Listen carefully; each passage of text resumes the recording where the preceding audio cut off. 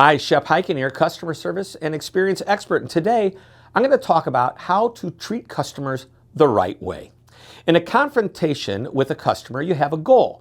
Win the customer, not the argument. Now, I've written about this before, and it's worth coming back to this topic from a different angle with a different example. First, an interaction with a customer should never result in an argument. The best people in customer service, sales, or any frontline customer-facing job avoid escalating a confrontation to the level of a dispute. Instead, the best people de-escalate a confrontation to a mutually agreeable solution. Now, here's what I witnessed this week. I was on a plane and noticed that the flight attendant greeting passengers was more interested in telling passengers the rules than offering a warm, friendly greeting as people boarded the plane. Now, there was a woman with a very small pack strapped to her belt. It was maybe an inch thick and barely larger than a cell phone. It probably held her cell phone and maybe her wallet, but it wasn't big enough for anything else. Rather than the flight attendant saying, "Welcome aboard," he pointed at her belt and said, "That's going to have to go in the overhead or under the seat."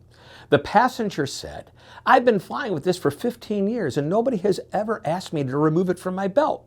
Well, the flight attendant replied and said, "I've been flying for 20 years and I know the rules." Well, so much for trying to win the customer.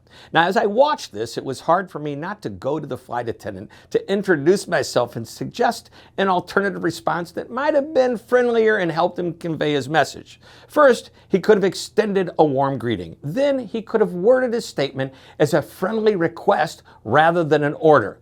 Now, how is this different from what I've written about in the past? Well, first, the customer, or the passenger actually, didn't walk on the plane with a bad attitude. She wasn't coming into the conversation upset or angry. She didn't have a complaint that eventually could turn into an argument. The opposite was happening. The flight attendant started it. Even if he was right, he had to enforce a rule. He could have approached his request in a friendly manner that included an attitude of diplomacy and an explanation. Instead, he started the confrontation with an aggressive tone and a command that put the customer on the defensive and made the passengers around her feel uncomfortable. There's no good ending to this story. The passenger complied, but the employee never made things right. His angry and militant attitude continued throughout the flight. It's not about who's right and who's wrong. It's not about blame. It's about a customer-focused, friendly approach that doesn't taint the experience. Well, I hope you enjoyed this short lesson. Thank you very much for tuning in. This is Shep Hyken reminding you to always be amazing.